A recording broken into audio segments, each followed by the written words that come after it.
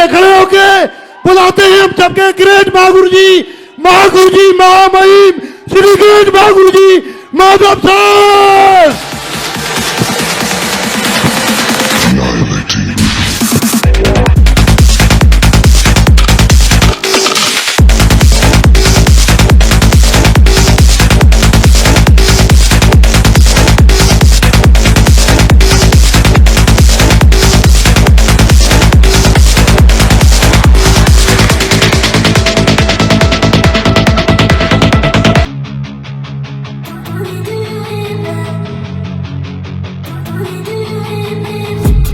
I've been dreaming on in my head like I've seen it. A life worth living is a life with meaning. I'll do what I love till my heart stops beating. I'm feeding this demon. Got a taste, can't erase bitterness in my face. Work a job every day till your dreams fade away. Like a card, never change, play the game that we say.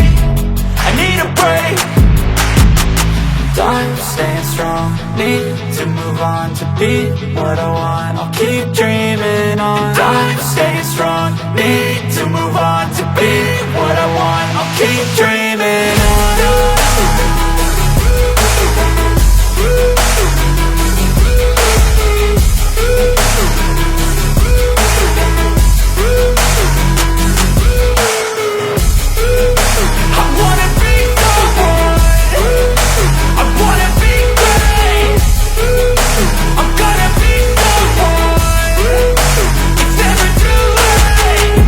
Face on when I chase like that. Yeah, I play so strong with a knife in the back. I'ma swing home run like a baseball bat. Gonna see me rise, you can hate on that. I don't play both sides, doing me no cap. I'ma ride or die for my dreams on tap. I'ma fly real high, you ain't see me stack. No, it's not how you fall, it's how you get right back up. That's how you get tough. Calluses on my hands so rough, yeah, I call your bluff. I'm not the one, mess with me and come out with none. Cause I'm so done, you had your fun. And now you're gonna face down the barrel of the gun. Cause I got a full clip, put your name on it. But I'ma let you slide cause you ain't worth it. I'm staying strong, need to move on to be what I want. I'll keep dreaming on. I'm staying strong, need to move on to be what I want. I'll keep dreaming on.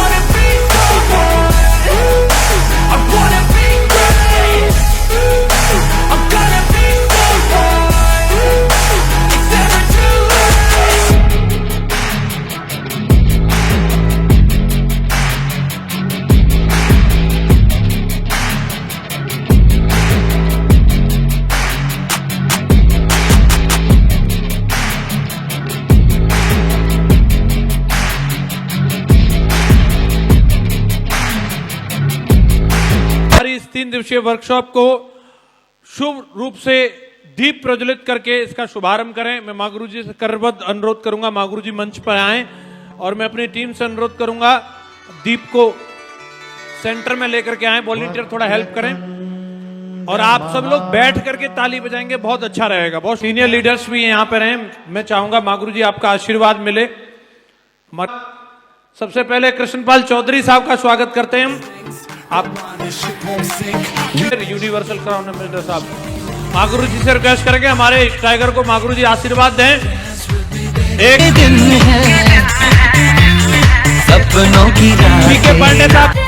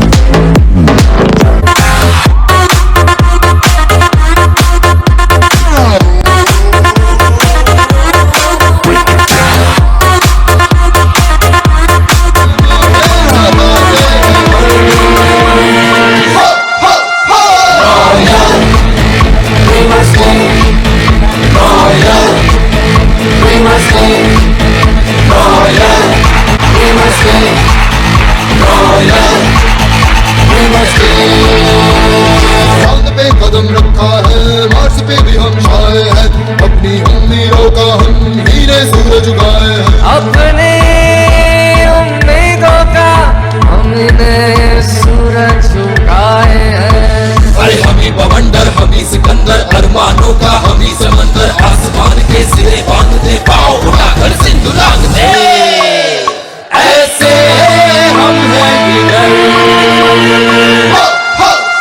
Royal we must be royal we must be royal we must be royal we must be टटाटवी कला तालियां अभिनंदन करते हैं, स्वागत करते हैं, वंदन करते हैं यूनिवर्सल क्राउन एम्बेसडर लीडर हमारे ग्रेट पेंटर मां गुरुजी श्री माधव सर।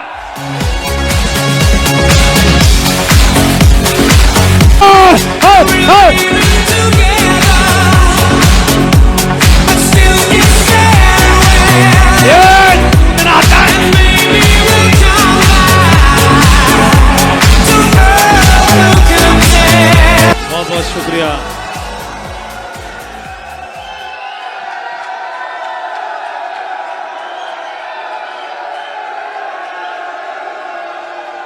बहुत बहुत शुक्रिया।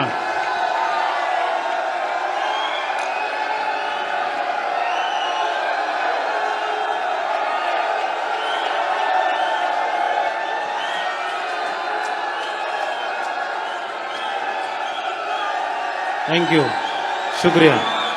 बहुत बढ़िया, ग्रेट, बहुत अच्छा लगा आप सभी को देख करके। और मुझे लगता है कि अलग अलग शहरों से आप यहाँ पर आए हुए हैं और पूरे देश के अलग अलग हिस्से से आप यहाँ पर आए हुए हैं। लगभग पूरा भारत ही यहाँ पर बैठा हुआ है ना?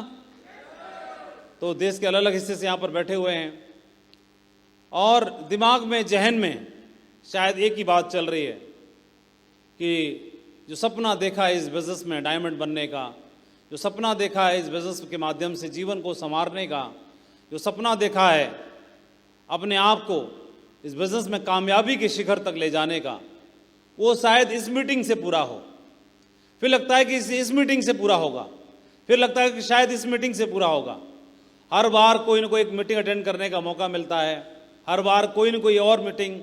फिर कभी बताया कि सक्सेस प्रभु सेमिनार में आप जाएंगे तो शायद वहाँ से आपका जीवन बदलेगा। सबसे पहले किसी ने आपको ज्वाइन कराया तो बोला होगा कि बस आप ज्वाइन कर लो, जीवन बदल जाएगा। फिर किसी ने बोला कि 2 की टीम बना दो, फिर जीवन बदल जाएगा। वो 2 की भी बना दी, ज्वाइन भी कर लिया। फिर किसी ने बोला QSC बन जाओगे तो जीवन बदलेगा। फिर किसी ने बोला कि 50 की टीम बनाने तक ही कष्ट है, उसके बाद तो वाही वाह है। 50 की टीम बनाने के लिए उन्होंने बताया क्या करना पड़ेगा, एक सक्सेस प्रभु सेमिनार अटेंड कर लो, वहां से जीवन बदल जाएगा।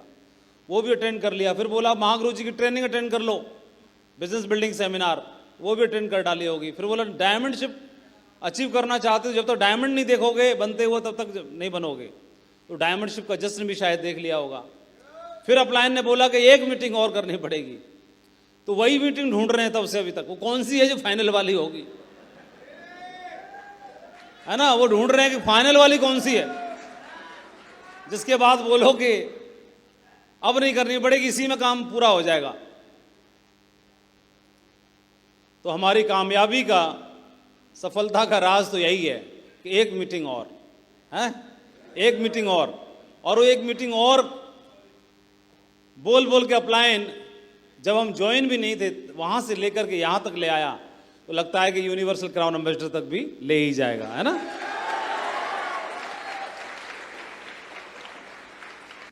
लीडरशिप डेवलपमेंट प्रोग्राम है ये बिजनेस जो है, हमारे अपलाइनों ने हमें समझाया, सिखाया कि बिजनेस पूरा का पूरा लीडरशिप का है, लीडरशिप को डेवलप करने का है। और हम लोग तो ठहरे आम आदमी, साधारण घरों से, साधारण परिवारों से आते हैं, अपना काम धंधा करने वाले सामान्य आदमी, और वहाँ पर उनको बोला जाता है कि आपको ये बिज़नेस में लीडर बनना है और लीडरशिप का बिज़नेस है। तो जानते तो कुछ है नहीं कि क्या लीडरशिप होती है और कैसे लीडर बना जाता है, लेकिन जैसे जैसे इस बिज़नेस में आना शुरू हुआ, बिज़नेस को करना शुरू किया, सीखना शुरू किया और धीरे धीरे करके कामयाबी के शिखर पर पहुंचना शुरू किया। तो आइए देखते हैं, एक बहुत बड़े महान दार्शनिक हुए हैं सुकरात, उनका नाम आपने सुना होगा। तो उन्होंने एक बात बताई थी, the only true wisdom is in knowing you know nothing, कि दुनिया में अगर सबसे बड़ा ज्ञान इस बात में है, जानने में है कि हम कुछ नहीं जानते, और the only true wisdom is in knowing you know nothing, कि कोई भी आदमी इस दुनिया में संपूर्ण ज्ञाता नहीं होता, सब कुछ नहीं जानता। इसीलिए हमें कोई भी मीटिंग, कोई भी ट्रेनिंग की आवश्यकता होती है। क्या सुकरात की इस बात से आप सहमत हैं सभी? ठीक है, बहुत बढ़िया। और मदर टेरेसा ने एक बात बोली थी कि I can do things you can not, you can do things I can not, together we can do great things.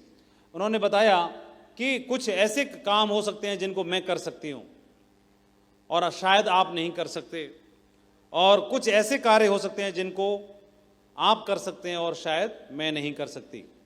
लेकिन हम मिल जाएं, मैं और आप दोनों मिल जाएं, तो मिल करके हम लोग एक ग्रेट थिंग्स यानी महान काम जरूर कर सकते हैं, मिल करके महान और बड़े काम जरूर कर सकते हैं। और ये लीडरशिप डेवलपमेंट प्रोग्राम जो है वो हम और आप मिलने का ही कार्यक्रम है। मैं कुछ भी इस मंच के माध्यम से आपको सिखाऊंगा नहीं, जो भी बातें यहाँ पर बोली गई कि इसमें सीखने का मौका मिलेगा। जो भी लोग आपको यहाँ पर लेकर के आए हैं, सिखाने के लिए लेके आए हैं, कुछ भी आपको सिखाएंगे नहीं, सिखाने का प्रयास भी नहीं करेंगे। हम लोग बातचीत करेंगे कि आप जहाँ पर जिस लेवल पर हैं तो कुछ न कुछ अनुभव आपके पास होंगे, कुछ अनुभव हमारे पास होंगे। और बातचीत के दरमियान में क्या होता है, ऐसा बोला जाता है कि किसी आदमी के पास में अगर 1 रुपया है और दूसरे व्यक्ति के पास भी 1 रुपया है और दोनों आपस में अदला बदली कर लें रुपए की, तो भी दोनों के पास एक ही 1 रुपया रहेगा। लेकिन अगर किसी व्यक्ति के पास कोई एक विचार है और दूसरे व्यक्ति के पास भी कोई विचार है, दोनों विचारों को अगर अदला बदली कर ली जाए तो दोनों के पास 2-2 विचार हो जाते हैं। इसी प्रकार से ये मीटिंग है, इस मीटिंग में भी कोई भी हम बात सिखाएंगे नहीं आपको। कुछ चीज़ें ऐसी हो सकती हैं जो आप जानते होंगे, आपके माध्यम से 3 दिन में हम आपसे जानने का प्रयास करेंगे, और कुछ चीज़ें ऐसी होंगी जो शायद हम जानते होंगे और आप नहीं जानते होंगे, उनको आप तक पहुंचाने का प्रयास करेंगे। सही है? बातचीत तो कर सकते हैं कि नहीं कर सकते हैं? कोई भी सीनियर नहीं है, जूनियर नहीं है, कोई भी छोटा नहीं है और बड़ा नहीं है। हर आदमी के पास अपना अनुभव होता है, और इस बिजनेस में हम कैसे काबिलियत को डेवलप करके या बिना किसी काबिलियत के भी कैसे हम सफलता के पायदान तक पहुंच सकें, इसका हम जानने का प्रयास करेंगे, समझने का प्रयास करेंगे। सबसे पहले हम हमारे ग्रेट ऑनरेबल डायरेक्टर्स का धन्यवाद अदा करना चाहते हैं कि उनके विचार में एक ऐसा, उनके जहन में एक ऐसा विचार आया कि उन्होंने सेफ्स ऑफ जैसी ग्रेट अपॉर्चुनिटी का उदय किया और हम जैसे हजारों लाखों लोगों को जीवन बदलने का अवसर दिया। एक ऐसा अवसर दिया, मैं ये कह सकता हूँ कि हमने बहुत सारे लोग देखे, लेकिन इतने प्योर इंटेंशन के, इतनी साफ नियति के और इतने स्पिरिचुअल आध्यात्मिक छवि के व्यक्ति हमने जीवन में कहीं देखे नहीं हैं। बहुत ही ईमानदार, एकदम पारदर्शी, बहुत बड़े विजनरी और बहुत ही ऑनेस्ट, केयरिंग, लविंग, जो भी आप वर्ड और चुनोगे वो सारे शब्द कम पड़ जाएंगे इनके लिए। इस तरह की हस्तियां हैं। हमारे ग्रेट डायरेक्टर्स का जरूर धन्यवाद देना चाहिए। बहुत बहुत धन्यवाद हमारे ग्रेट डायरेक्टर्स का, जिन्होंने हमें एक ऐसा मौका दिया कि सेफ्स ऑफ के माध्यम से हम हमारे ग्रेट ऑनरेबल सीनियर लीडर्स का, मेंटर्स का भी धन्यवाद देना चाहते हैं। हमारे great honourable senior leader, great mentor, प्रेरणा के स्रोत श्री राजीव चतुर्वेदी जी, जिन्होंने शुरुआत से ही इस बिजनेस में कैसे बुलंदियों को छूना है, इस बात को उन्होंने सबसे पहले छू के दिखाया और हम जैसे युवाओं को प्रेरणा दी। शुरुआत से ही उन्होंने एथिकल तरीके से काम करके दिखाया और पूरी भारत की इंडस्ट्री को, भारत के सभी लाखों लोगों को ये संदेश दिया कि कोई आदमी चाह ले तो कोई भी मकाम अछूता नहीं रह सकता। इतनी ग्रेट हस्ती, मैं कह सकता हूँ लाखों में कोई एक ऐसा व्यक्ति होता होगा जो इतनी साफ छवि का, इतना ईमानदार, इतना केयरिंग और किसी को भी छोटा महसूस नहीं होने देते, इतनी अच्छी छवि के, और हमारे एक हीरो के रूप में, और हमारे ग्रेट मेंटर, प्रेरणा के स्रोत श्री राजीव चतुर्वेदी जी सर, जिन्होंने शुरुआत से हमें प्रेरणा दी और सफल होने के बाद लोगों को एक संदेश दिया कि इस बिजनेस के माध्यम से अपना जीवन बदला जा सकता है, एक सफल जिंदगी जी रहे हैं। और मोस्ट सिस्टमेटिक लीडर, और जिन्होंने शुरुआत से हर अचीवमेंट को सबसे पहले हासिल करके दिखाया, डायरेक्ट सेलिंग इंडस्ट्री को जिन्होंने राह दी, भारत में स्थापित करने में जिनका बहुत बड़ा रोल है डायरेक्ट सेलिंग इंडस्ट्री को, और ऐसे लीडर लाखों में कोई एक जन्म लेता है। और ऐसे दिग्गज हस्ती संजय जैन जी के रूप में हमारे अपलाइन लीडर हैं, हमें धन्यवाद देते हैं उनका। और जोश के बादशाह दमदार लीडर, सिस्टम को पालन करने वाले श्री ओम प्रकाश सर, बहुत ही दमदार लीडर जो हमारे अपलाइन में आते हैं और जिन्होंने शुरुआत से ही सपोर्ट किया, सहयोग किया और सिस्टम के एकदम वफादार, लॉयल और लोगों के साथ घुल मिल के काम करने वाले और एक ट्रू गार्जियन का, एक दोस्त का रोल निभाने वाले और सच्चे हितैषी के रूप में कोई व्यक्ति हो सकता है तो नरसिंह ग्रेवाल जी ऐसा हो सकता है। और मैं उनका धन्यवाद देना चाहता हूं इस मंच के माध्यम से। बहुत ही दमदार लीडर, ऐसे सिस्टम के हमारे लीडर्स हैं जिन्होंने इस सिस्टम को नई दिशा दी, इस सिस्टम को इतनी बड़ी बुलंदियों पर पहुंचाया और हजारों लाखों लोगों को इंस्पायर किया इस बात के लिए कि इस बिजनेस में बड़ी कामयाबी को हासिल किया जा सकता है। आज डायरेक्ट सेलिंग इंडस्ट्री में, भारत में, पूरी डायरेक्ट सेलिंग इंडस्ट्री में सबसे बड़े मकाम को अगर आप छुओगे तो वहां पर इन हस्तियों का नाम जरूर आता है। किसी भी लेवल को, किसी भी पैमाने को अगर आप देखोगे, नॉलेज के मामले में, सिस्टमेटिक होने के मामले में, इस अचीवमेंट के मामले में, कोई भी पैमाना जब लगाओगे तो हमारे ग्रेट मेंटर्स पे फिट बैठता है। तो ऐसी ग्रेट हस्तियां हमारे लीडर्स हैं और सक्सेस सपोर्ट सिस्टम को जो लोग लीड करते हैं तो ऐसे ट्रू गार्जियन हैं।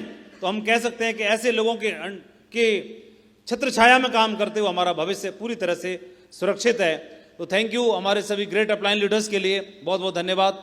और आज हमारे बीच में एक ऐसी ग्रेट हस्ती मौजूद हैं जिनके बारे में 2 शब्द बोलना चाहता हूं। आज आप देखेंगे कि डायरेक्ट सेलिंग इंडस्ट्री में बहुत कम लोग ऐसे होते हैं, बहुत कम लोग ऐसे होते हैं जो अपने रिवार्ड को, अवार्ड को, सफलता को सर पर नहीं चढ़ने देते।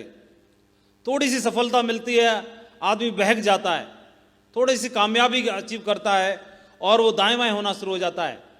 और ये एक ऐसी हस्ती हैं, अगर आप डायरेक्ट सेलिंग इंडस्ट्री में पूरे भारत में टॉप 10 लीडर्स का नाम छांटोगे जो अचीवमेंट के मामले में, इनका बिजनेस स्ट्रक्चर, इनकी लॉग आईडी, इनकी टीम, इनकी बैलेंसिंग, इनका अचीवमेंट, कोई भी, मैं पूरे भारत की बात कर रहा हूं, ऐसे टॉप 10 लीडर्स का नाम छांटोगे तो वहां पर विजय पाल जी का नाम जरूर आता है। इतना जबरदस्त नेटवर्क, इतनी जबरदस्त टीम और उसके बावजूद भी सर में कोई घमंड नहीं, बहुत ही पोलाइट, बहुत ही विनम्र। जैसे जैसे ऊपर होते चले जा रहे हैं, जैसे जैसे सफल होते चले जा रहे हैं, वैसी वैसी पोलाइटनेस, विनम्रता और ज्यादा दिखाई देती चली जा रही है।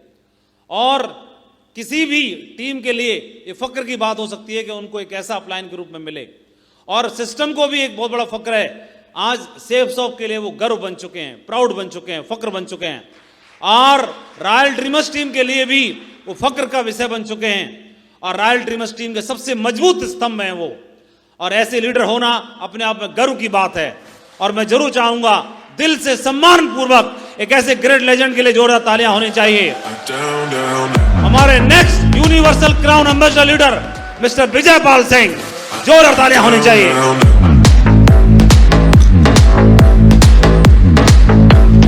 मिशन है, सिर्फ एक ही मिशन के लिए काम कर रहे हैं, मिशन नंबर 1 इस्तेमाल करते हैं। लोग भी तैयार हो जाओ, तैयार हो जाओ अभी। और विजय पाल जी एक ऐसे जौहरी हैं जो कोहिनूर हीरे को ढूंढना जानते हैं। और कोहिनूर हीरा हमने सुना है कि एक ही है और इंग्लैंड की महारानी के कब्जे में है। हम तो गए थे इंग्लैंड, तो लंदन में जब घूम रहे थे मैडम के साथ में, तो कोई चांद मांगता है, कोई कोहिनूर हीरा मांगता है, कोई कुछ मांगता है। हमने सोचा दिला तो सकते नहीं, कोहिनूर दिखा तो सकते हैं कम से कम। मैडम को बोला कि चुपचाप देख लो उसको 10 बार कम से कम, बाद मत बोलना कोहिनूर नहीं दिखाया, इधर ही है। तो वहाँ पर बहुत सारे हीरे लगे हुए थे, प्रॉपर्टी थी, इतनी बड़ी प्रॉपर्टी है उनकी लंदन की महारानी की। और बकिंघम पैलेस में हम लोग घूम रहे थे लंदन में फैमिली के साथ में, तो वहाँ पर कोहिनूर हीरा देखा। तो अटैचमेंट है ना भाई, अपना है ना। तो बाद हमने कुछ नहीं घूमा, पूरा इधर ही इसी को देखते रहेंगे। बार बार एलिवेटर लगा हुआ था, उस पर होके जाते, फिर घूम के फिर वापस आ जाते। गार्ड बोले आप बार बार इधर ही आते हो? बोले बिल्कुल आएंगे, 10 बार आएंगे, 20 बार आएंगे, हमारा है। लाइन में लग के आ रहे हैं ना, ऐसे थोड़ी ना आ रहे, हम तो देखेंगे बार बार। हाँ, लेकिन एक और कोई कोहिनूर हीरा हो सकता है, ये विजय पाल जी जैसे जौहरी ही ढूंढ के ला सकते हैं। और उन्होंने एक और कोहिनूर हीरे को ढूंढ के ला के दिखाया वो कोई और नहीं, आप सबके great leader, great legend mister Jasvir Singh ji हैं।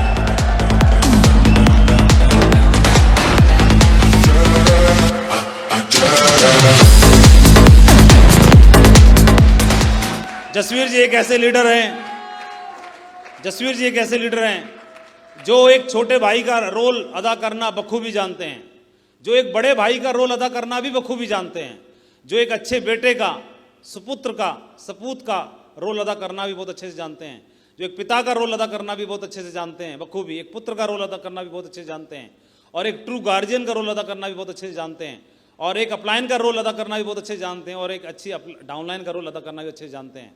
हर रोल में वो संपूर्ण फिट बैठते हैं। कोई भी आदमी संपूर्ण नहीं होता, लेकिन कोई कोई होता है जो परमात्मा का बनाया हुआ संपूर्ण हो सकता है, और वो ऐसा व्यक्तित्व है जसवीर सिंह जी के रूप में। मैं आपको एक बात और बताना चाहता हूँ, जसवीर जी के जितनी उम्र है उससे कई गुना ज़्यादा समझ है उनके अंदर शुरुआत से। ये एक विशेषता है, ये विशेषता हर किसी के पास नहीं होती कि अपनी उम्र से ज़्यादा मैच्योरिटी होना, ये मतलब गॉड गिफ्ट ही होता है, हर एक के अंदर नहीं होता, और इस शुरुआत से जसवीर जी के अंदर दिखाई देता है। और किसी ने इनके बारे में कुछ पंक्तियां लिखी हैं कि बड़ा आसान लगता है सफ़र मेरी कमाई का, सहा है दर्द मैंने भी खुद से लड़ाई का, जमाने बीत जाते हैं अपनी चाहत को पाने में, सांसें तक लगा दी अपनी ज़िंदगी बनाने में, ये जमाना तुमको यूं बेकार कर देगा, मगर जिस दिन भी समझेगा तुम्हें स्टार बना देगा। वही लहजा, वही जज्बा, वही ईमान पैदा कर, झुका दे सर जो दुश्मन का, तू ऐसी शान पैदा कर, कोई रास्ता नहीं देता तू खुद ही में जान पैदा कर, यहाँ श्री जसवीर बैठे हैं तू भी ऐसा नाम पैदा कर, मैंने जो ख्वाब देखे हैं उसकी तस्वीर कैसी हो,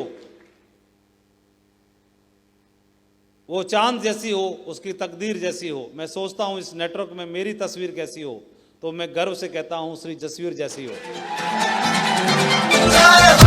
तो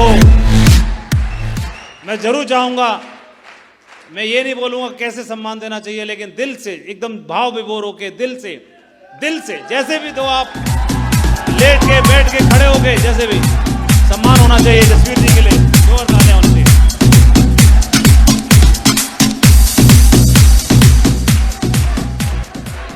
बहुत ही दमदार लीडर, बहुत ही यूनिक लीडर।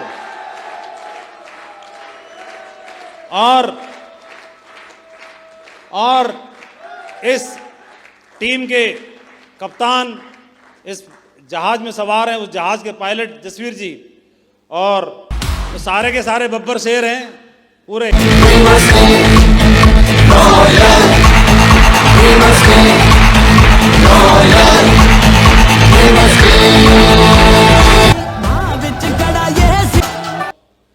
हम आज के दिन के लिए धन्यवाद देना चाहते हैं परमपिता परमात्मा को, ऊपर वाले को, जिस रूप में मानते हैं आप, पूजते हैं, प्रे करते हैं, जिस रूप में मानते हैं, ईश्वर के रूप में, अल्लाह के रूप में, वाहिगुरु के रूप में, रब के रूप में, जिस रूप में आप मानते हैं, जीसस के रूप में, क्योंकि है तो सब कुछ वो एक ही, जिस रूप में पुकारो।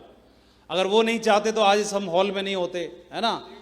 और तो उसका परमपिता परमात्मा का, ऊपर वाले का लाख लाख शुक्रिया अदा करना चाहिए, और कि हमारे जीवन में हर रोज़ नए चमत्कार हों, ऐसा उन्होंने हमको मौका दे दिया। और हम आगरा की सबसे शानदार प्रॉपर्टी में आज बैठ के हम डिस्कस कर रहे हैं, मीटिंग कर रहे हैं अपने भविष्य को सजाने और संवारने के लिए।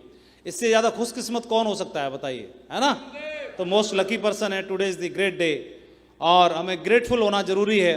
कृतज्ञता का भाव इंसान को और ज़्यादा खुशियों से भर देता है। उसके मन में जब खुशियों का भाव आता है तो वो अचीवमेंट की ओर आगे बढ़ना शुरू कर देता है।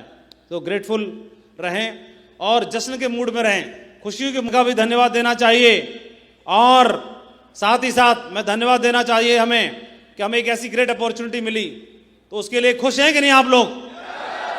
दमदार खुशी के मूड में रहना है, दमदारी के मूड में रहना है। और बहुत सारे लोग जश्न मना रहे थे, खुश हो रहे थे।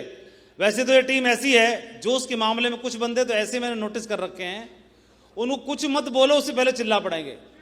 कुछ लोग होंगे उनको दबाना पड़ता है, ये और उल्टा है, कौन सा कोड वर्ड सीख रखा है, ऐसे इशारा कर देने को पूरा हाल खड़ा हो जाता है। कुछ इंस्ट्रूमेंट मैंने छांट रखे हैं टीम में, हैं ऐसे हैं। तो और ऐसे बंदे हैं जिनको मतलब जश्न मनाने के लिए कोई डीजे नहीं चाहिए,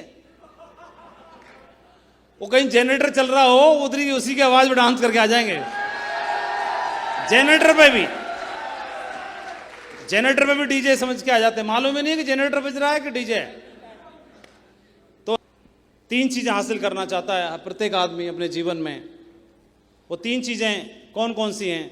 हर आदमी अपने जीवन में पैसा कमाना चाहता है, उतना कि खर्चा भी हो जाए और बच भी जाए, उतना कि खर्चा भी हो जाए और बच भी जाए और सपने भी पूरे हो जाएं, उतना कि खर्चा भी हो जाए, बच भी जाए, सपने भी पूरे हो जाएं और कुछ सामाजिक कार्य भी कर पाए, दूसरों के लिए भी कुछ कंट्रीब्यूट करके जा पाए, उतना पैसा कमाना चाहता है दुनिया का प्रत्येक आदमी।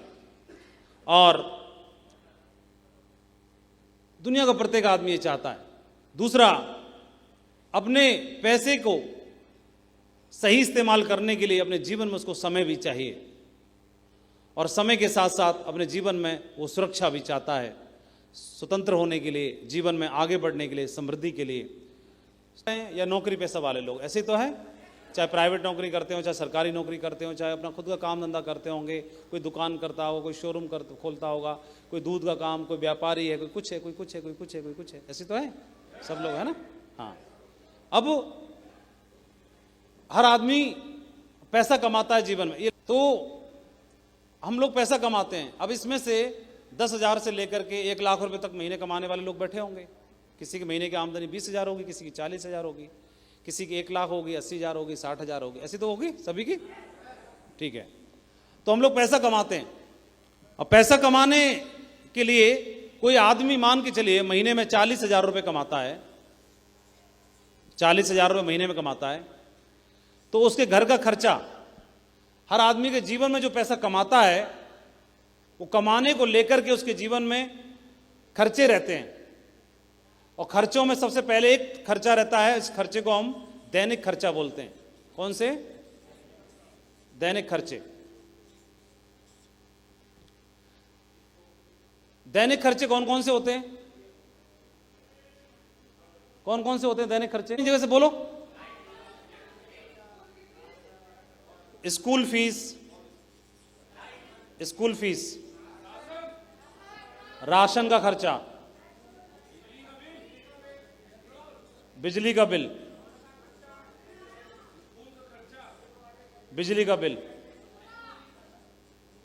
है स्कूल हो तो गया, स्कूल का फीस, दूध का खर्चा और दवाई का खर्चा और किराया, मकान किराया और पेट्रोल का खर्चा और बिजली का बिल, ये हो तो गया बिजली का बिल, गैस का, मोबाइल का खर्चा, टीवी रिचार्ज, कपड़ों का, हाँ बोलते जाओ, हाँ, सब्जी का खर्चा, पेट्रोल का, अखबार का,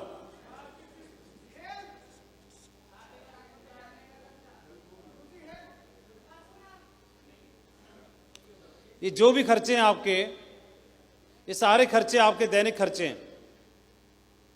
घर का, परिवार का, राशन का, बिजली का, मोबाइल का, न्यूज़पेपर का, इंटरनेट का, वाईफाई का, टीवी रिचार्ज का, पेट्रोल का, इसका उसका, जो भी राशन खर्चा, ये सब खर्चे हैं, है ना। ये दैनिक खर्चे हैं हमारे। ये तो बढ़िया दिख रहा है अभी तो। अच्छा, बहुत बढ़िया। ये सारे खर्चे रहते हैं। थोड़ा सा इन्वॉल्व होके बात करेंगे हम लोग अभी, है ना। ये खर्चे हमारे चाहिए हमको। और ये खर्चे, अगर किसी घर में आमदनी 50,000 रुपये महीना हो तो ये खर्चे 50,000 के हिसाब से होते हैं।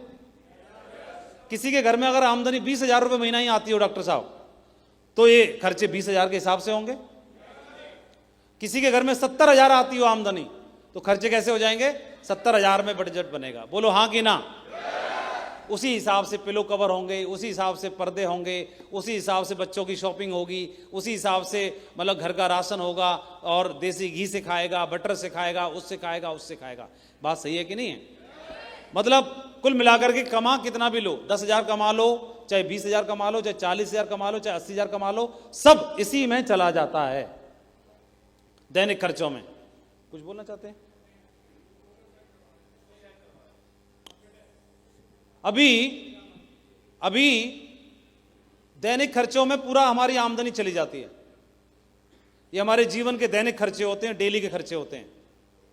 और कुछ लोग समझदार लोग होते हैं, जागरूक लोग होते हैं। वो जागरूक और समझदार लोग क्या करते हैं? वो इसमें से बचत करते हैं, शेविंग करते हैं। बचत इस बात के लिए क्योंकि उसको मालूम है कि एक दैनिक खर्चे के अलावा एक खर्चा और होता है हमारे जीवन में, वो होते हैं भविष्य के खर्चे। कौन से होते हैं बोलो? भविष्य के खर्चे। तो भविष्य के खर्चे कौन कौन से होते हैं, कौन बताएगा? भविष्य के खर्चे, हाँ, एक तो शादी का खर्चा, शादी खर्चा, और मकान का या घर का, मकान या घर, यानी घर हो, छोटा हो, एक कमरे का ही हो, लेकिन अपना हो, है ना? ये होता है, घर का खर्च का होता है। और क्या होता है? कार का, कार छोटी हो लेकिन अपनी हो, कार का। अरे इंश्योरेंस भी तो क्या है, वो तो बचत ही तो है। वो तो आप बचत करने का तरीका बता रहे हो, आप वही कर रहे हो। भविष्य के खर्चे की बात कर रहे हैं। आप बेटी को डॉक्टर बनाना है, बेटी को डॉक्टर बनाना है, तो बेटी डॉक्टर बनेगी। तो कब बनेगी? आज थोड़ी बनेगी, भविष्य में बनेगी। बेटी डॉक्टर बनेगी। मम्मी पापा 4 धाम जाएंगे, 4 धाम यात्रा करेंगे या हज पे जाएंगे, 4 धाम या हज। ये कब के खर्चे हैं? भविष्य के। कब होंगे ये? आज या भविष्य में? भविष्य में। आज वाले ये रहे, ये आज के हैं और ये भविष्य के हैं। अब क्या करते हैं, हमारे जो भी लोग हैं हमें सिखाते हैं कि भाई थोड़ी बहुत बचत भी करनी चाहिए, जैसा भी आप पैसा कमाते हो उसके आधार पर।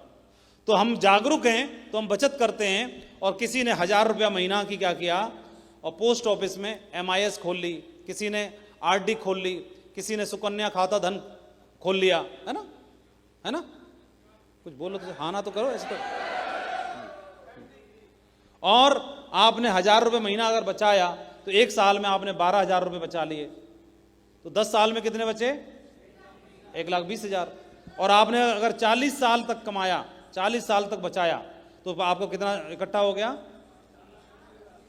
4,80,000 रुपये। अब 4,80,000 रुपये आपने 40 साल में बचाया, तो पहले तो 40 साल बाद 4,80,000 अगर 4 गुना भी हो गए, तो उस पैसे का 40 साल के बाद मूल्य कितना रहेगा? जो वैल्यू है वो डिवैल्यूएट हो जाएगी, है ना? लेकिन ये तो तब होगी ना जब बचेगा। इन दोनों के बीच में एक खर्चा और आ जाता है, दैनिक खर्चा और भविष्य का खर्चा। इन दोनों के बीच में एक और आ जाता है, वो होता है आकस्मिक खर्चा।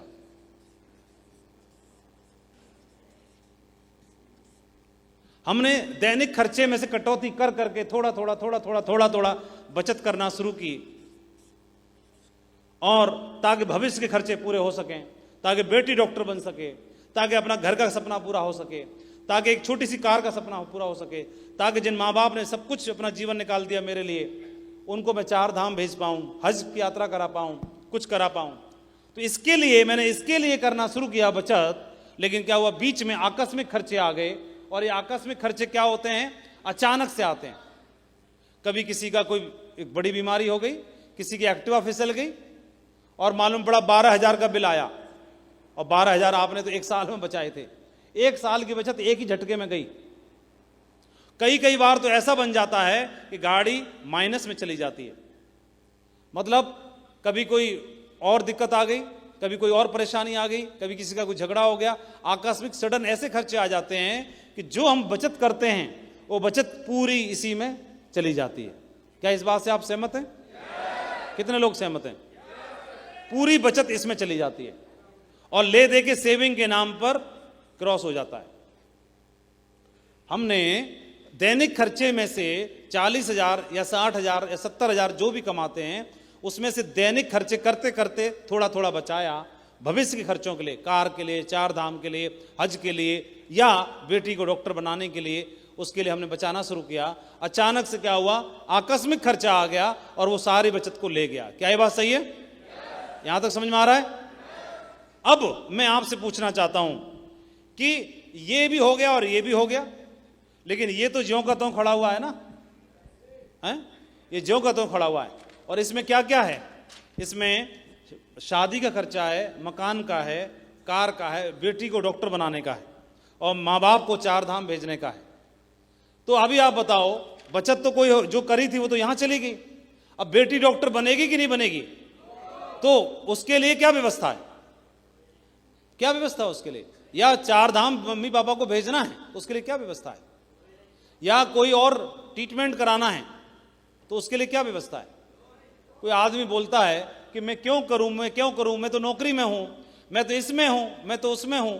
मैं माधव भी नौकरी में था और माधव को यह लगता था कि मुझे इस बिजनेस की आवश्यकता ही नहीं है। तो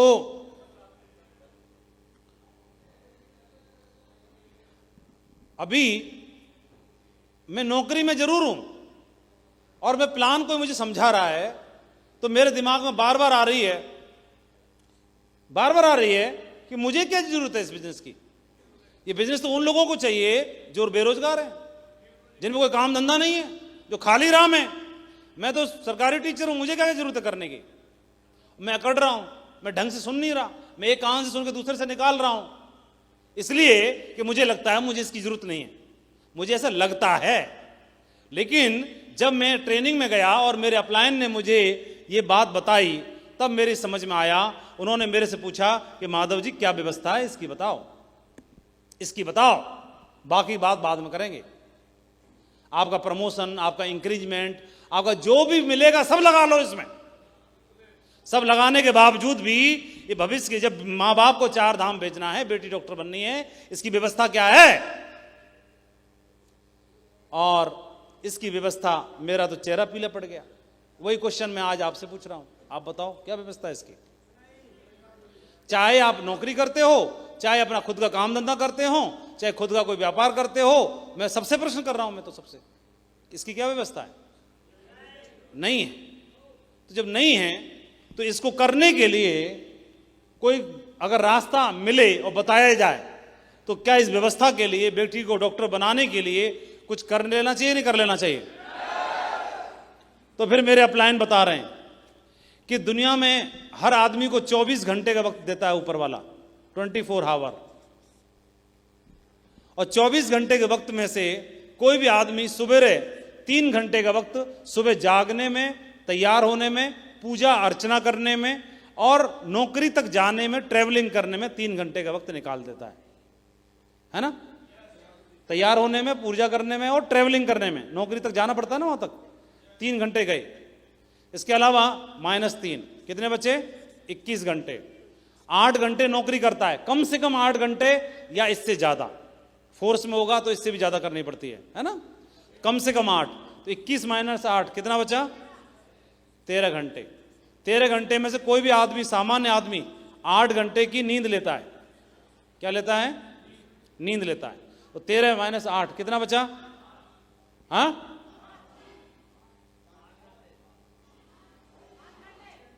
यहां पर 21 - 8 कितना बचा? नहीं, ओके, तो यहां पर बचे 13 घंटे। हाँ, यहां कितना बचा? 5 घंटे, 5 आवर। और 2 घंटे आदमी क्या करता है? 2 घंटे नौकरी करके लौटेगा तो ट्रैवलिंग करने में और इसके अलावा रिफ्रेश होने में 2 घंटे का वक्त उसमें निकाल देता है। कितने बचे? 3 घंटे। अब आप नौकरी, सुबह तैयार हुए, नौकरी पे गए, नींद ली आपने, नौकरी पूरी कर ली, ट्रैवलिंग का वक्त जोड़ दिया, तब जाके 3 घंटे का वक्त बच रहा है। ये मेरे अपलायन मुझे समझा रहे हैं कि माधव जी 3 घंटे का जो इस्तेमाल जो करता है आदमी, अलग अलग लोग इसका इस्तेमाल अलग अलग तरह से करते हैं।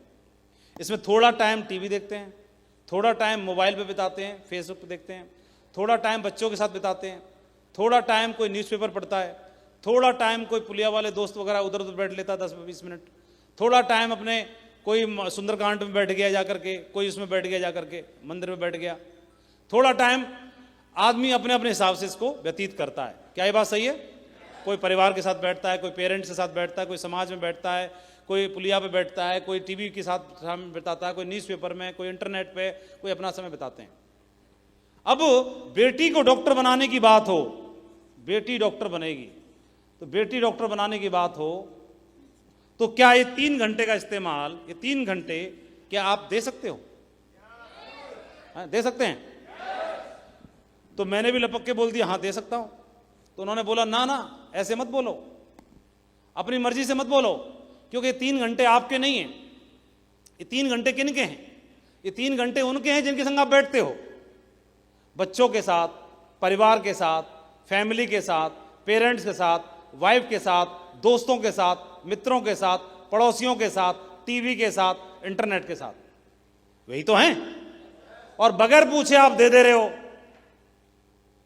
तो वो टाइम अगर आपने दे दिया तो ये बात जरूर है कि बेटी डॉक्टर बन जाएगी, लेकिन जिनका टाइम कट कर रहे हो वो नाराज भी होंगे कि नहीं होंगे? इसीलिए सबसे पहले सेल्स ऑफ बिजनेस कोई करता है तो सबसे पहले कोई नाराज होते हैं तो घर वाले ही नाराज होते हैं, क्योंकि उनका टाइम कट करके आप इधर दे देते हो तो नाराज हो जाते हैं कि नहीं हो जाते हैं? घर वाले, परिवार वाले, दोस्त अरे ये तो सठिया गया, ये तो नवाब बन गया, ये आरा लखपति बन, दोस्त भी ताना कसते हैं। पहले उनके साथ बैठते थे, टीवी का भी, मोबाइल का भी, इसका भी, लेकिन उन्होंने ये बताया कि हाँ लेकिन ये करते हो आप किसके लिए? बेटी को डॉक्टर बनाने के लिए, भविष्य के खर्चों को पूरा करने के लिए, भविष्य के खर्चे पूरे करने के लिए। और इसके लिए उन्होंने बताया चाहो तो आप 3 घंटे को थोड़ा थोड़ा और बढ़ा सकते हो। अगर बेटी को डॉक्टर बनाने की बात हो तो क्या 1 घंटा देर से सोया जा सकता है कि नहीं सोया जा सकता है? तो 3 + 1 हो जाएगा कि नहीं हो जाएगा? और 1 घंटे जल्दी जग सकते हैं कि नहीं जग सकते हैं? तो +1 एक और हो जाएगा कि नहीं हो जाएगा? तो पहले 3 घंटे थे, अभी कितने हो गए आपके? 5 घंटे। तो आप 5 घंटे डेली काम करके सेफ शॉप में, और आप आने वाले समय में भविष्य के खर्चों की व्यवस्था अपने परिवार के लिए कर सकते हैं। ये मुझे समझाया गया। तो कितने लोगों को ये बात समझ में आ गई? समझ में आ गई? बहुत बढ़िया। तो ये बिजनेस किस लिए करना है? सबसे पहली बात इसलिए करना है कि मैं जानता हूं आज जो मैं कर रहा हूं, आज मैं डेली खर्चे तो मेरे चला लेता हूं, लेकिन मुझे भविष्य के खर्चों की व्यवस्था पड़ेगी। बचत जो करता हूं वो आकस्मिक खर्चे ले जाते हैं, भविष्य खर्चे के लिए चाहिए। ये जो चाहिए, ये चाहिए ही चाहिए, इनको इग्नोर नहीं कर सकते हैं। और इनको इग्नोर नहीं इसलिए नहीं कर सकते, इसलिए मेरे पास में आज ये व्यवस्था है कि मैं 4 घंटे, 5 घंटे, 6 घंटे डेली काम करके और सेफ शॉप में काम करके डेली अपने भविष्य के खर्चों की व्यवस्था कर सकता हूं। भविष्य के खर्चे का मतलब इनकम भी भविष्य में ही आएगी, तुरंत नहीं आएगी। भविष्य के खर्चे की बात कर रहा हूं तो मैं तो बेटी डॉक्टर भविष्य में बनानी है, पेरेंट्स को 4 धाम भविष्य में भेजना है, घर भविष्य में बनाना है, कार भविष्य में लानी है। इसलिए इसकी काम की आमदनी भी आपको भविष्य में मिलती है, इसलिए थोड़ा धैर्यपूर्वक काम करने की आवश्यकता होती है। अब बात आती है कि ये जो मैं समझाने की कोशिश कर रहा हूं, ये मेरे अपलाइन ने मुझे समझाया कि इसलिए पैसे की आवश्यकता पड़ती है। तो आदमी को पैसा चाहिए और समय भी चाहिए और सुरक्षा भी चाहिए। तीनों चीज चाहिए कि नहीं चाहिए? तीनों चीजें चाहिए। और तीनों चीजें कहां से मिल सकती हैं? कहां से मिल सकती हैं? अगर हम ट्रेडिशनल वे में देखेंगे, सामान्य वे में देखेंगे, अभी आप बैठे हैं, आप सेल्स ऑफ बिजनेस को जानते हो तो इसके बारे में तुरंत बोल दोगे कि सर सेल्स ऑफ में मिल सकती है। लेकिन सामाजिक तौर पर अगर हम देखते हैं, इन तीनों चीजों को हासिल करने के लिए पैसा और समय और सुरक्षा, ये तीनों चीजें क्या कोई भी आदमी कहां से हासिल कर सकता है, कैसे प्राप्त कर सकता है? तो इन तीनों चीजों को प्राप्त करने का कौन कौन सा साधन है? तो साधन अगर देखते हैं, हम में से प्रत्येक व्यक्ति चाहता तो है। तो अगर कोई व्यक्ति, कुछ लोग भाग्य के बारे में बात करते हैं कि सर पैसा अगर कमाना है तो मालूम नहीं कैसे कमाएंगे, लेकिन भाग्य में होगा तो आ जाएगा, और भाग्य में नहीं होगा तो नहीं आएगा। तो भाग्य के बारे में बात करते हैं, तो भाग्य जाग जाएगा। तो भाग्य जागता कितने लोगों का है?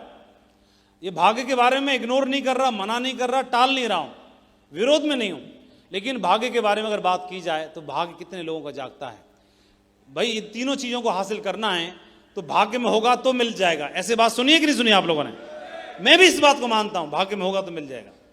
लेकिन भाग्य में नहीं होगा तो भी तो चाहिए ही ना। भविष्य के खर्चे तो तब भी चाहिए कि नहीं चाहिए? क्यों जी, चाहिए कि नहीं चाहिए? तो उसके लिए क्या व्यवस्था है? तो कई लोग बोलते हैं नहीं भाग्य में होगा तो मिलेगा। अरे भाग्य में जो होगा तो भाग्य में मिलेगा कब?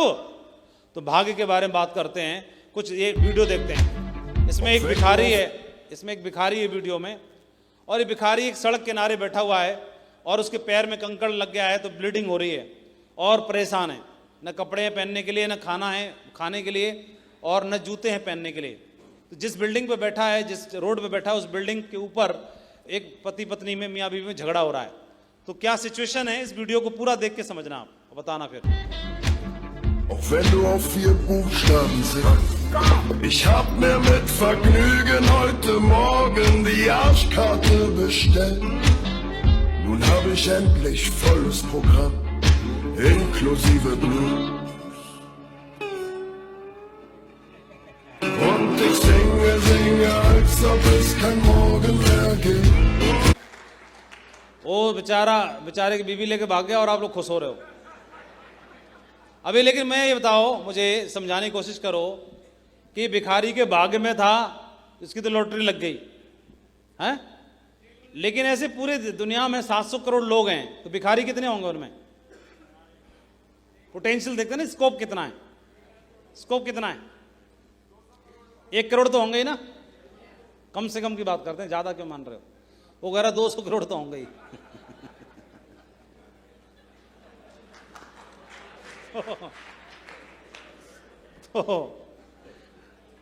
तो 1 करोड़ अगर हुए तो उन 1 करोड़ भिखारियों में इस तरह की लॉटरी कितने लोगों की लगेगी? नहीं, इक्का दुक्का जिसकी लगनी थी लग गई। क्योंकि आप देखो कि नहीं भाग्य के भरोसे बैठे रहें, तो पहले तो ये देखो कि जिस बिल्डिंग के नीचे कोई अगर दूसरा भिखारी इसको देख करके मोटिवेट हो जाए, भाई इसका भाग्य जाग गया तो अब आज के बाद मैं भी कुछ नहीं करूंगा और मेरा भी लॉटरी लगेगी, ऐसे ही। तो जहां पर बैठा होगा तो इस बात की क्या गारंटी है कि उस बिल्डिंग के ऊपर मियाँ बीवी झगड़ा ही हो रहा होगा? इस बात के कितने चांस हैं? और चांस हैं भी तो ये क्या गारंटी है कि उसकी बीवी जूते ही उठा के फेंकेगी? इसकी भी चांस नहीं है। और अगर फेंक भी दे तो कितना चांस है कि वो जूता आपके पैर में फिट आएगा ही आएगा? इस बात के कितने चांस हैं?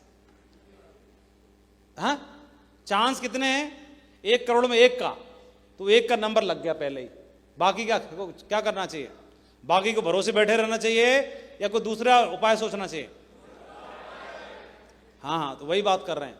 भाग्य भरोसे बैठने से हमारा नंबर नहीं लगने वाला कभी, ये समझने की बात है। लेकिन आप बताएं कि कोई भी आदमी जीवन में इन तीनों चीजों को तो चाहता है ना। क्या क्या तीनों चीजें कौन कौन सी हैं?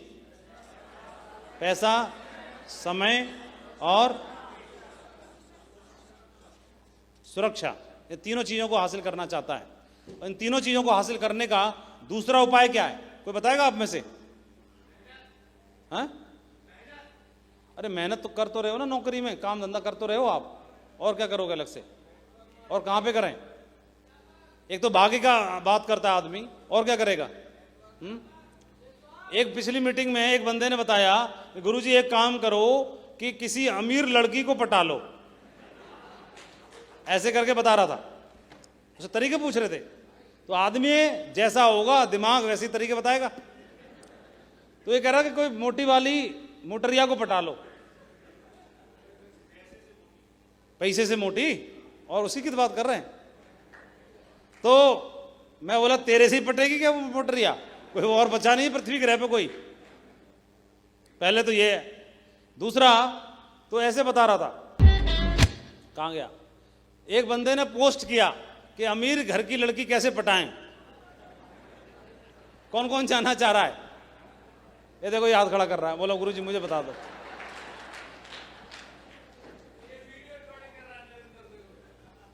क्यों भाई टाइगर साहब, किसको सुनाओगे इसको वीडियो को? तो ऐसी ऐसी उल्टी पुल्टी पोस्ट करते हैं और ताकि पैसे वाले बन जाएं।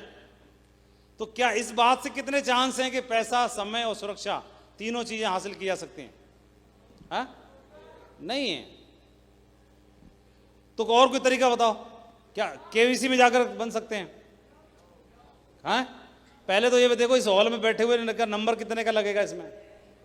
2 सवालों को जवाब देने का, तीसरे का दाएं बाएं देखना शुरू करे, यस वो या यू या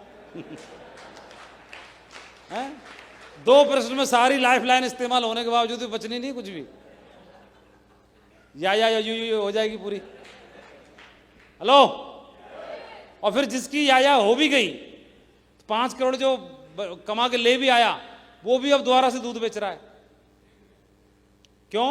क्योंकि उसने कमा तो लिया, लेकिन फाइनेंशियल वित्तीय एजुकेशन नहीं लेने की वजह से उस पैसे का सही इस्तेमाल कैसे करना है वो समझ नहीं हो पाने की वजह से जहां था वहीं फिर वापस आ गया।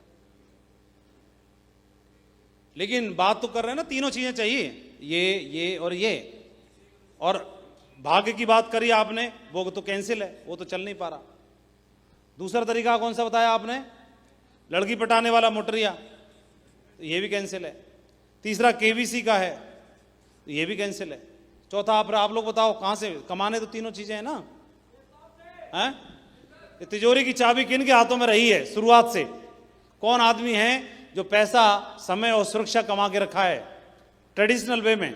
तो हम देखते हैं कि शुरुआत से ही कौन लोग पूंजीपति लोग रहे हैं जिनके पास, हम देखते हैं पुराने समय में, आज से सैकड़ों साल पहले के बारे में बात करते हैं, थोड़ा बैक में जाते हैं, तो आप देखेंगे कि जो पुराना जमाना था वो जमाना था जमींदारों का, लैंडलॉर्ड्स का, या राजे महाराजाओं का, है ना?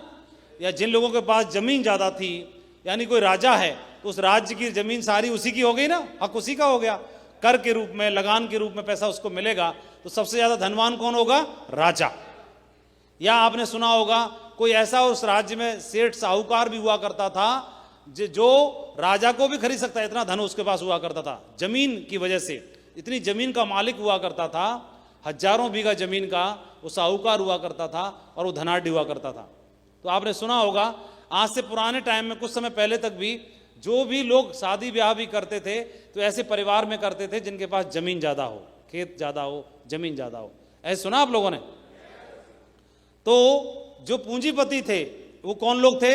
जिनके पास क्या ज्यादा है? बोलो, जमीन ज्यादा है। जमीन ज्यादा है वही पैसे वाले बन सकते हैं, वही पूंजीपति बन सकते हैं, वही धनवान बन सकते हैं। ऐसा समय था। लेकिन समय हमेशा एक जैसा नहीं रहा, धीरे धीरे करके समय बदला। कई साल गुजरे, सैकड़ों साल गुजरे। कई साल गुजर जाने के बाद एक ऐसा समय आया कि जमीन की बजाय जो जमाना आ गया वो किसका आ गया? लैंड की बजाय लेबर का जमाना आ गया। आपने सुना होगा कि जिनके पास लेबर ज्यादा थी, जिनके पास लोग ज्यादा थे, जिनके पास पुराने टाइम में गुलामों की खरीदी बिक्री भी की जाती थी, या ऐसे राजे महाराजा हुआ करते थे जिनके पास जितनी बड़ी सेना है वही ताकतवर राजा हुआ करता था। अब वो जमीन से ताकतवर राजा नहीं कहलाएगा, अब किसकी वजह से?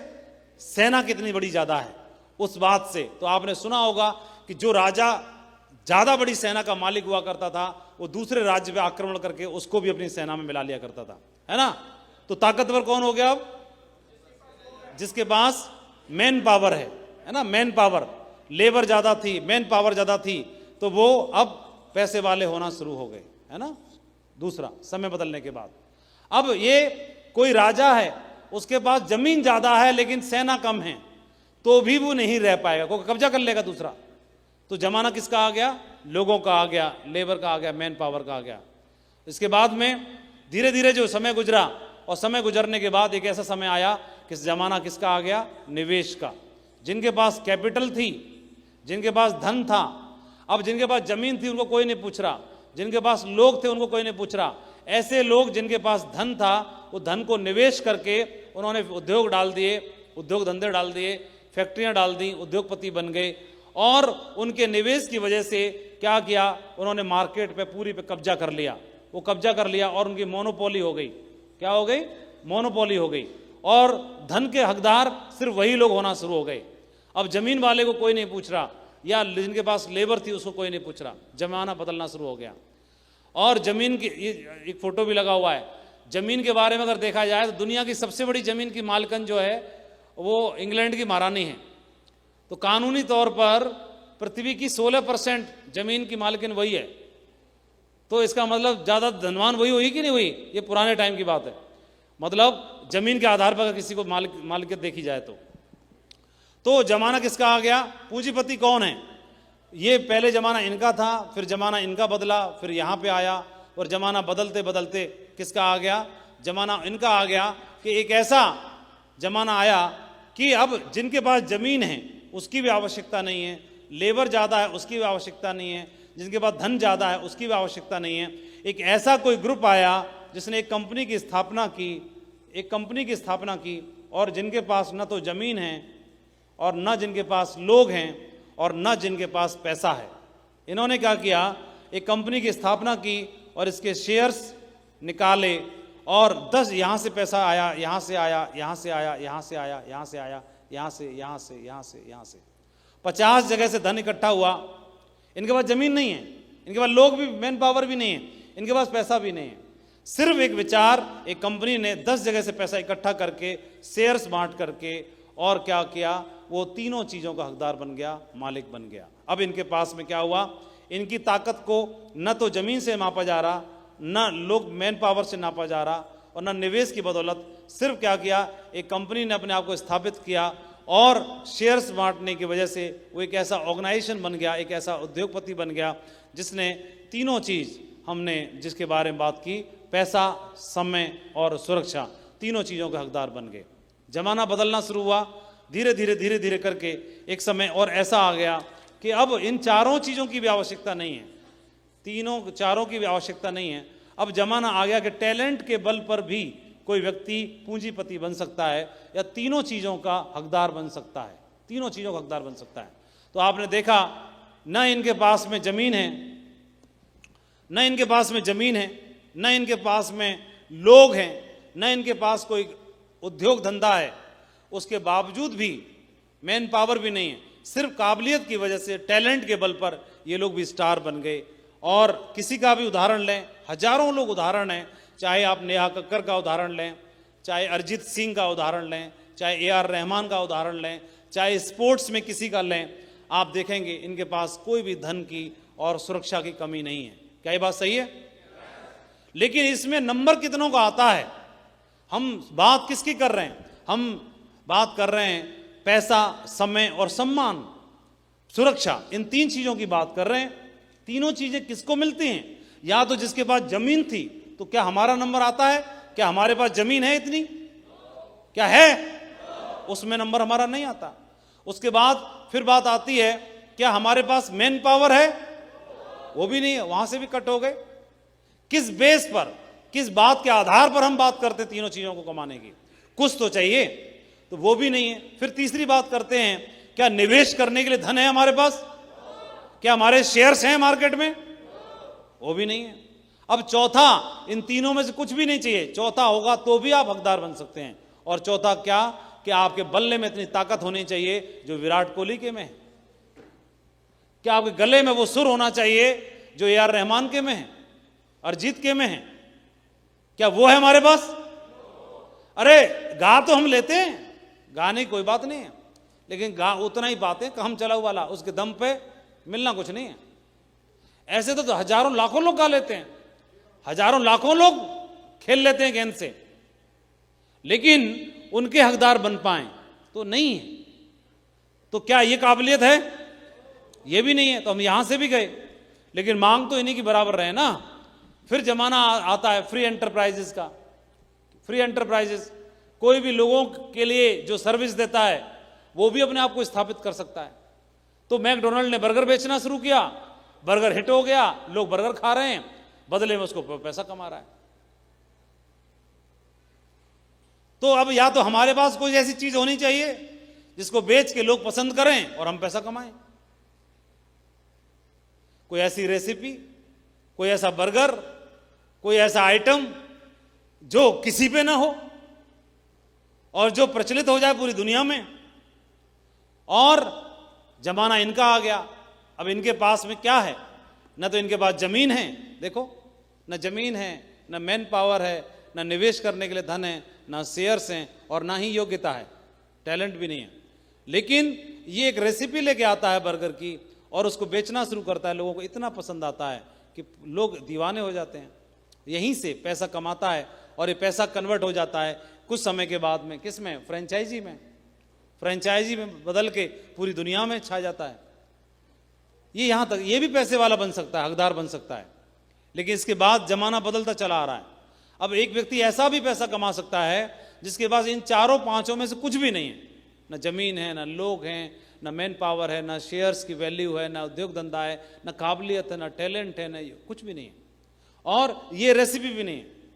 लेकिन एक आदमी क्या करता है, एक विचार लेके आता है, न कंपनी है, न जमीन है, न पैसा है, कुछ भी नहीं है, विचार लेके आता है, एक प्लेटफॉर्म बनाता है, एक प्लेटफॉर्म प्रोवाइडर। और वो प्लेटफॉर्म प्रोवाइडर क्या करता है, दो जरूरतमंद लोगों को ढूंढता है, दो जरूरतमंद लोगों को ढूंढा, इनको ढूंढा कि इनको मार्कर चाहिए मार्कर, इनको ढूंढा, और इनको ढूंढा क्या मार्कर बेचना है आपको, मार्कर बेचने वाले को ढूंढा और मार्कर खरीदने वाले को ढूंढा, दोनों से कांटेक्ट कर लिया। बढ़िया चाहिए, बोला हाँ। आपको बिकवाने, बोला मैं हूं ना, इनको बोल दिया मैं हूं ना, और ये मार्कर बेचने वाले को यहां जोड़ लिया और खरीदने वाले को भी यहां जोड़ लिया। इसके पास अपना खुद का नहीं, कुछ भी नहीं है, न कंपनी है, न जमीन है, न लोग हैं, न पैसा है, न कुछ नहीं है। बनाने वाला प्रोडक्ट ये है, खरीदने वाला ये है, दोनों को खुद से जोड़ लिया और पिन से लेकर के जो आप मांगो वो सारी चीजों को अपने आप से स्थापित कर लिया। और स्थापित करने की वजह से प्रोडक्ट को सिर्फ प्रोवाइड कराने की जिम्मेदारी ले ली। इनके ना लेबर है, ना लोग हैं, बनाने वाला कोई और है, खरीदने वाला कोई और है। सिर्फ प्लेटफॉर्म देने की वजह से ये व्यक्ति भी दुनिया का बेताज बादशाह बन सकता है, और बन गया। बना कि नहीं बना? इसके पास कुछ नहीं है। कुछ नहीं होने के बावजूद भी ये पैसा प्लस समय और प्लस सुरक्षा, इन तीनों चीजों का हकदार बन सकता है। जितने भी विकल्प हैं इनमें से कुछ भी एक हो, लेकिन जमाना और कितना बदल रहा है, जमाना इतना बदल रहा है कि बदलते बदलते आप देखोगे प्लेटफॉर्म प्रोवाइडर का जमाना आ गया, सोशल मीडिया का जमाना आ गया, सोशल मीडिया का जमाना आ गया। ये लोग भी धन कमा सकते हैं, उन तीनों चीजों को, उपरोक्त तीनों चीजों को कमा सकते हैं। सोशल मीडिया का जमाना आ गया। आप देखेंगे कि ये व्यक्ति ने, किसी ने व्हाट्सएप लॉन्च कर दिया, कम से कम ऑनलाइन मार्केटिंग वाला, अमेज़न वाला, तो कम से कम एक जरूरतमंद की जरूरत को पूरा करा रहा है, कम से कम प्रोडक्ट तो दे रहा है। आपको जो चाहिए वो मिल तो रहा है घर पे, लेकिन ये टाइगर खामा खामा ही कमा रहा है। इन्होंने ऐसे बंदों को ढूंढा, तुम खाली हो, कोई काम धंधा नहीं है, टाइम पास करना चाहते हो, मैं हूं ना। इसको बोला तुम पे कोई काम धंधा नहीं है, खाली हो, मैं हूं ना। दो खाली लोगों को पकड़ा और दोनों को भिड़ा दिया आपस में, और पूरी दुनिया में से खाली लोग मिल गए उनको, जो आधा घंटा बिताने वाले, 15 मिनट बिताने वाले, और खाली लोगों को अपने से जोड़ दिया, और खुद रोटियां बेल रहा है। ये देखो, ये फेसबुक का मालिक है, और ये टाइगर क्या कर रहा है, और ये दुनिया में चौथे नंबर का सबसे धनवान आदमी है। और कोई अगर बेचने निकले अपने देश को, उसके देश को खरीद सकता है। और ये टाइगर, इसके अलावा इसने हमको फेसबुक और व्हाट्सएप पकड़ा दिया, और खुद अपनी बीवी के साथ में रोटी बेल रहा है उधर। चलो अपन रोटी बेलते हैं। इसके पास क्या है? जमीन है इसमें? क्या इस पर मैन पावर थी? क्या इस पर निवेश करने के लिए धन था? कुछ भी नहीं है। सिर्फ, और कम से कम अमेज़न वाला तो कम से कम आपके पास कुछ पहुंचा तो रहा है, ये कुछ नहीं पहुंचा रहा। लेकिन आप देखेंगे इसने क्या किया, पूरी दुनिया से लोगों की लिस्ट कलेक्ट कर ली। क्या कलेक्ट कर ली? लिस्ट। इनका डाटा ले लिया, इनका डाटा ले लिया, इनका डाटा ले लिया, इनका डाटा ले लिया। और सोशल मीडिया का मतलब यही है कि जिसके पास जितनी बड़ी लिस्ट है वो उतना ही बड़ा धनवान है। आप देखोगे कि जिसके जितने ज्यादा सब्सक्राइबर हैं, जिसके जितने ज्यादा फॉलोवर हैं, आज वो व्यक्ति उतना ही बड़ा सेलिब्रिटी है। क्या ऐसा है? पेटीएम क्या करता है? ये पेटीएम यहां खड़ा हुआ है, इसमें कुछ नहीं है, ना जमीन है, ना लोग है, ना पैसा है, ना कंपनी है, ना शेयर है, कुछ नहीं है। ये खामा खाम यहां बैठा हुआ है। इनको बिजली का बिल भरना है, आपको बिजली का बिल वसूल करना है, दोनों को बोल दिया मैं हूं ना, मेरे थ्रू वसूल करो, मेरे थ्रू जमा करो। तो ये प्लेटफॉर्म प्रोवाइडर है, और प्लेटफॉर्म प्रोवाइडर से लोगों की जरूरत को ध्यान में रखते हुए इन्होंने लोगों को स्थापित कर दिया, अपने से जोड़ दिया, और जिसने जितनी बड़ी लिस्ट कलेक्ट कर ली आज वो उतना ही बड़ा सेलिब्रिटी है, उतना ही बड़ा पैसे वाला है और उतना ही बड़ा धनाढ्य है। चाहे वो आप गो आईबीओ के बारे में बात करते हैं, गो आईबीओ का कोई भी होटल नहीं है, उसका खुद का अपना कुछ भी नहीं है, कोई गेस्ट हाउस नहीं है, ओला की अपनी कोई टैक्सी नहीं है, गो आईबीओ अपना कोई होटल नहीं चलाता है, और लेकिन सिर्फ ये प्रोवाइड करते हैं एक प्लेटफॉर्म जहां के माध्यम से लोगों को उन्होंने जोड़ लिया है, और लोगों को जोड़ लिया। एक नई पूंजी आई आज की डेट में, आज ट्रेंड में, चलन में एक नई पूंजी है, और पूंजी का नाम है संपर्क पूंजी। कौन सी पूंजी? संपर्क पूंजी, कॉन्टैक्ट पूंजी। लोगों के कितने ज्यादा कॉन्टैक्ट हैं वो उतना ही बड़ा पैसे वाला है। और आप जानते हैं कि इसके ऊपर एक किताब भी लिखी जा चुकी है कि आप संपर्क द्वारा पूंजी निर्माण कैसे करें, अपने संपर्कों को आमदनी में कैसे बदलें। बॉब प्रोक्टर ने एक किताब लिखी है, और आप देखेंगे आज की डेट में कोई भी राजनीतिक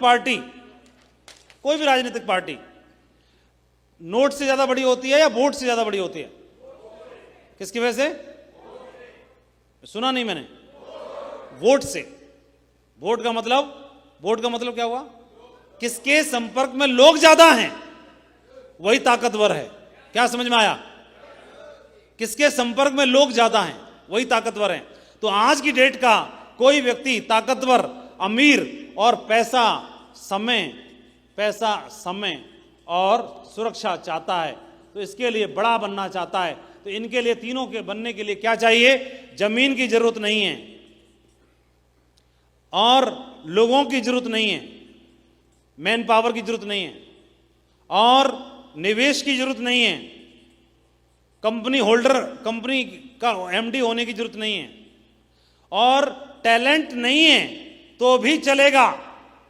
सिर्फ आपके पास कॉन्टैक्ट्स हैं तो भी आप बहुत बड़े व्यक्तित्व बन सकते हैं। बहुत बहुत बधाई हो। हमको भी सेफ शॉप के माध्यम से एक ऐसा मौका मिल गया है जहां पर सिर्फ संपर्कों को इनकैश करके और हम भी तीनों चीजों के मालिक बन सकते हैं, तीनों चीजों के हकदार बन सकते हैं। बहुत बहुत बधाई हो, कंग्रेचुलेशन।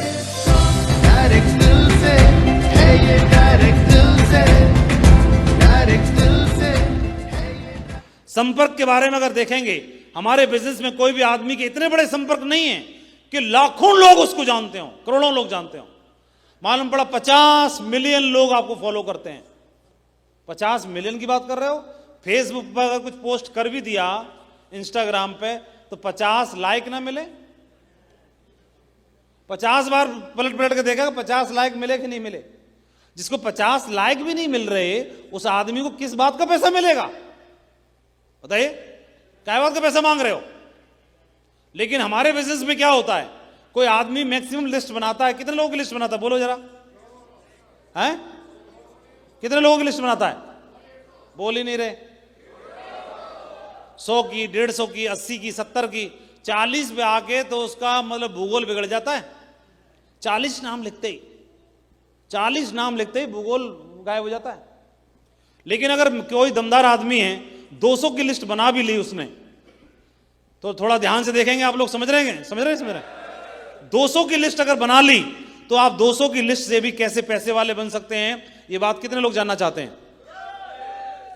200 की लिस्ट से आप हमारे बिजनेस में आए और आपने 200 लोगों की लिस्ट तैयार की। पहले तो आज की बात याद रखना, प्रत्येक व्यक्ति की कम से कम 200 लोगों की लिस्ट बनवानी है। आज के बाद हमको, हमारे बिजनेस में बहुत दिक्कत का बात है कि हमारे पास ले दे के कुछ भी नहीं है। एक ही काम है कि हम 200 लोगों को जानते हैं, उनकी भी लिस्ट नहीं बनाते और ना बनवा पाते। ये बड़े दुर्भाग्य की बात है। लेकिन आप यहां पे ध्यान से देखेंगे, आपने इस बिजनेस को ज्वाइन किया, ज्वाइन करते वक्त ये आप हो, ये आपकी आईडी है। अब मुझे बताओ, आपको इस बिजनेस में लाखों रुपए क्या बात की वजह से मिले? क्या आपके पास जमीन है? क्या आपके पास में मैन पावर है? क्या आपके पास में धन है लगाने के लिए अरबों रुपया? क्या आप किसी कंपनी के एमडी हैं? आपके पास क्या है? क्या आपके पास विराट कोहली जैसी योग्यता है? कुछ भी नहीं है। सिर्फ इनसे पूछा भाई साहब से, कमाना तो वही चाहते हैं सेलिब्रिटी की तरह, और इनके पास में सिर्फ एक ही चीज है, क्या है कि 200 लोगों को जानते हैं, बस इतना ही तो है, इसके अलावा कुछ है? अगर बाहर मार्केट में आप जाओ कि 200 लोगों की लिस्ट है साहब, मुझे दे दो 6 लाख रुपए महीना, कोई देगा? है? क्यों टाइगर साहब? लेकिन यहां पर सेफ शॉप हमको मौका देती है, 200 लोगों की लिस्ट आप बनाते हो, 200 लोगों की लिस्ट ऐसी लिस्ट होनी चाहिए पहले तो जो आपकी बात मानते हो, लेकिन हम जानते हैं कि हमारी में इसमें से एक भी ना माने, और इन 200 लोगों में से आप किसी एक व्यक्ति को यहां पे जोड़ते हैं और एक व्यक्ति को यहां पे जोड़ते हैं, ऐसी बिजनेस शुरू होता है।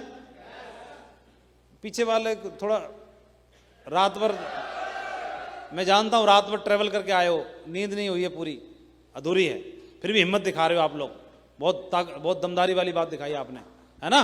ध्यान से सुनते हैं।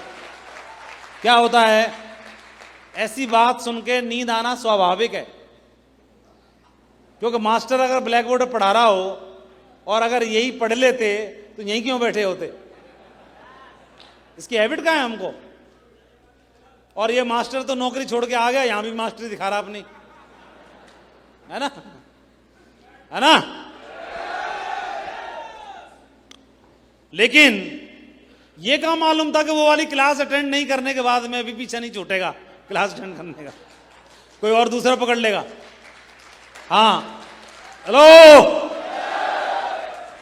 तो 2 लोग आपने यहां पर हैं, 200 की लिस्ट लेके आए, एक राइट में एक लेफ्ट में आपने ज्वाइन कराया, क्या सही है? तो आपने सुना होगा एक रामायण में एक बाली का नाम सुना होगा आपने, एक पात्र वो है बाली।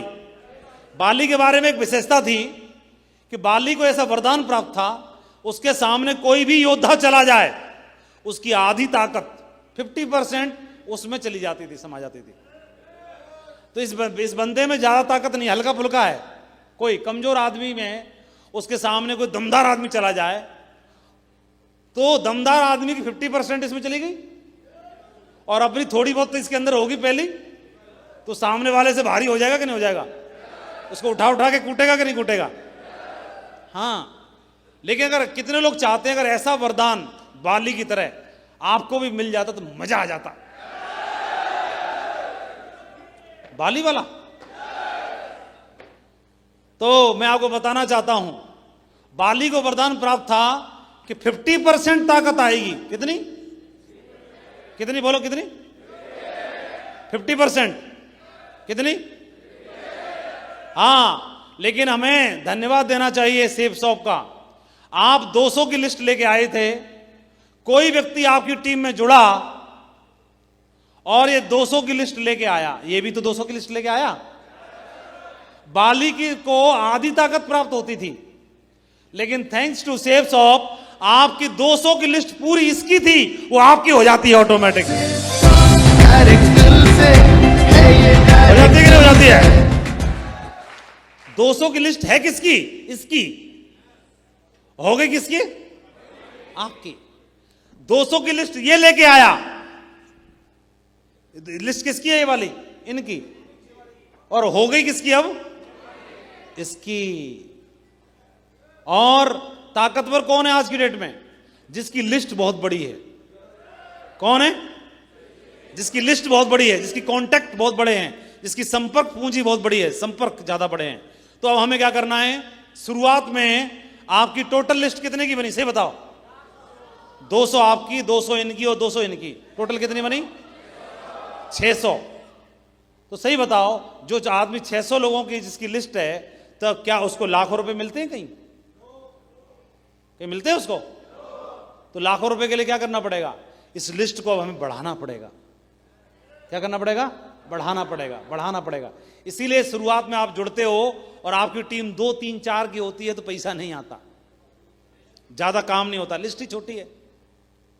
लिस्ट अगर बड़ी देखनी है तो मन ललचा रहा होगा। ये पगड़ीधारियों की लिस्ट देख के दिल कर रहा होगा, वाह कितने किस्मत वाले, इनकी सबकी लिस्ट बड़ी है कि नहीं है? कि नहीं है? इनकी लिस्ट बड़ी बढ़िया है कि नहीं? दमदार है कि नहीं है?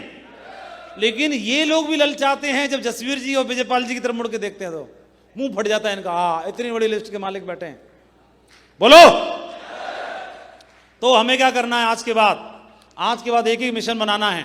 आप यहां पर हैं यू, और आपकी टीम में प्रत्येक व्यक्ति जितने भी जुड़ते हैं, जितनी सेल जाती हैं, हर एक व्यक्ति की बिठा करके 200 लोगों की लिस्ट तैयार करवानी है। और जैसे जैसे अगर आपकी टीम में 10 लोगों की टीम बनी और 10 की 200 की लिस्ट बनी तो आपकी लिस्ट हो गई 2000 की। जैसे ही टीम आपकी 100 की बनी और प्रत्येक की 200 की लिस्ट बनी तो आपकी टीम की लिस्ट कितनी हो गई? 1 जीरो और बढ़ जाएगी। और जैसे ही 1000 की टीम बनी और 200 की लिस्ट बनती है तो आपकी 1 जीरो और बढ़ जाएगी। और अगर आपकी टीम बनती है 10,000 की और प्रत्येक की 200 की लिस्ट बनाते हो तो आपकी टीम में 1 जीरो और बढ़ जाएगी। और जैसे ही जीरो बढ़ना शुरू हुई तो आपका चेक में भी 1 2 3 4 5 जीरो लग के आना शुरू हो जाती हैं ऑटोमेटिक। बधाई हो, कंग्रेचुलेशन। क्या ये बात समझ में आ रही है? कितने लोगों को समझ में आ गया? क्या बात समझ में आई है? क्या समझ में आया है? और कईयों को अभी एहसास हो रहा होगा, माय गॉड, मैं तो लिस्ट बनाने पे ध्यान ही नहीं देता था इतना। किसी ने 30 नाम लिख लिए तो लिख लिए, और कोई लिखे तो लिखे ले, मैं खुद ही नहीं लिखता था। आज के बाद सबसे पहले एक संकल्प लेना है। यहां से जाने के बाद डाउनलाइन की लिस्ट कितने लोग बनवाएंगे? नहीं, ये नहीं करना। सबसे पहले अपनी लिस्ट जाके बनानी है, अपनी। और कई लोग सीनियर होते जाते हैं, बोला मैं तो सिल्वर प्लेटिनम बन गया, मैं क्या करूंगा लिस्ट बना के। अब डायमंड है चाहे कुछ भी है, प्रत्येक को जाकर के अपनी लिस्ट बनानी है आज के बाद। आज जाकर के कितने लोग हैं जो 50 की, 100 की, 40 की, 140 की, 200 की हिम्मत दिखा के लिस्ट तैयार कर सकते हैं? कर सकते हैं? अगर आप नाम ढूंढोगे तो कुछ न कुछ नाम तैयार कर सकते हो। और अगर ये टाइगर यहां पे बैठे हुए हैं, अगर ये तो वो लोग हैं जो लिस्ट अपनी बनाते ही नहीं है, ये तो सब लीडर बैठे हुए हैं। मैं लीडरों की बात करता हूं। 500 लीडर अगर इस हॉल में मौजूद हैं और 200 के हिसाब से लिस्ट तैयार कर लेते हैं तो कितने हो गए? 1 लाख नए लोगों का डाटा तैयार हो गया, जो इस बिजनेस में नंबर 1 टीम बना सकता है। इस टीम को धुआं उठा सकता है।